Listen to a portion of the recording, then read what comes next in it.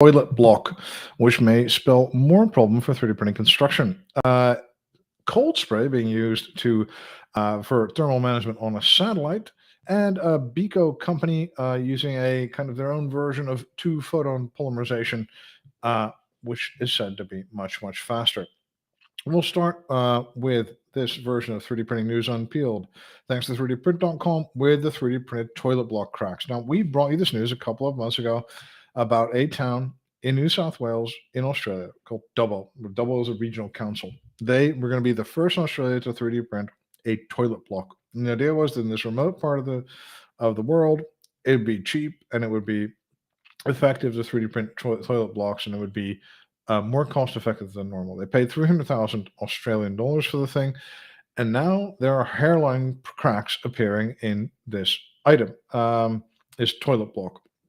There are also some larger cracked areas, and these have been repaired subsequently, but this is, again, not a good sign. Now, maybe this is nothing. Maybe this is something that you could have had if you would have built a house the traditional way there, or maybe this is just a small mistake. But again, this is not a good look, right? So first off, as a 3D printing community, we're going to be under scrutiny when we're implemented as a new technology somewhere. And that's not only in South Wales, but also Australia, but also the construction industry worldwide. If people know us as a kind of a bunch of chancers and people that just take risks and that deliver bad buildings, then we're not going to get more assignments at one point. So this is, in that sense, it's a risk. Probably it's exaggerated because we're a new technology. Everybody likes when new things go wrong.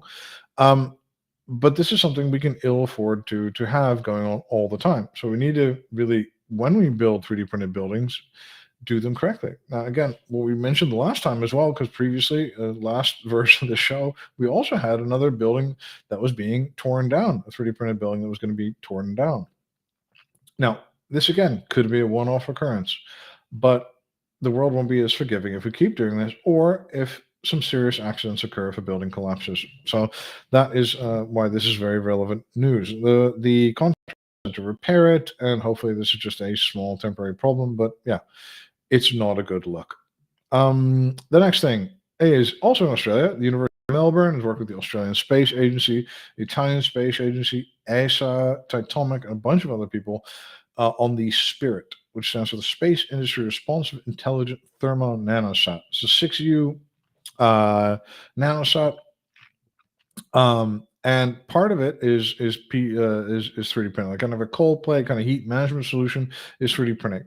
Now, the unique thing here, or not unique, but the relatively new thing is being used with Titomic cold spray. So cold spray is a technology that's being used to repair components, usually used on bigger, kind of cheaper components, or things that, things like pressure vessels for oil and gas.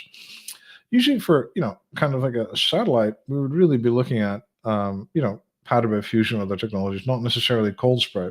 But the idea here is they can make a kind of bimetallic satellite component. They can use copper and they can use other materials to make that a really good thermal management solution. And even though the actual shape of it is not mega complex, it may make sense here because it's a really kind of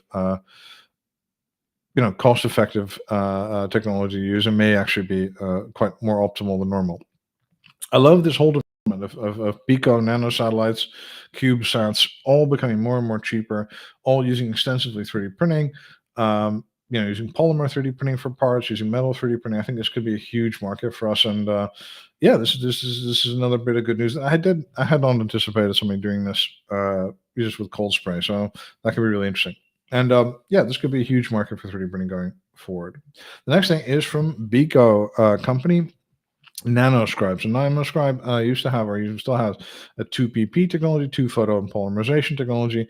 They have a kind of a flavor of that that has voxel tuning on it. And now they've implemented on the Quantum X system, or platform as they call it, 2GL. And 2GL is two-photon grayscale lithography. That's a variant of 2PP, which the company claims is much faster. It says considerable. And they say that it's really ideally suited for complex optical components. There's a lot of work in labs, in national labs, electro-optical components and micro-optic optical components. And they think that they can now, on the Quantum 2 with 2GL, make these things much faster, much more accurate. the impact here can be considerable. Think about just one macro optical switch or something that can be used extensively in networking equipment or in quantum computing or in computing generally or in finance or in lots and lots of different things. And that could be in and of itself a huge application. The other thing with the Nanoscribe, the 2PP and 2GL technology specifically, what we can do, not only Nanoscribe, other people's as well, is we can make nano-sized features on a macro-sized and a micro-sized object. So that means we can pull a lot of surface area into a certain object to make it function in a much more advantageous way than we can normally do that if we're just printing it on the macro level, or indeed if we're just printing on the micro or the nano level, and not be able to do a mix of a macro object with maybe even nano and macro and micro features, right? So that could be something that could lead to, well, we don't know, right? It could lead to very unanticipated solutions that we haven't thought of yet. So that's it for today. My name is Joris Peels, and this is another version of 3D Printing News Unpeeled. Have a great day.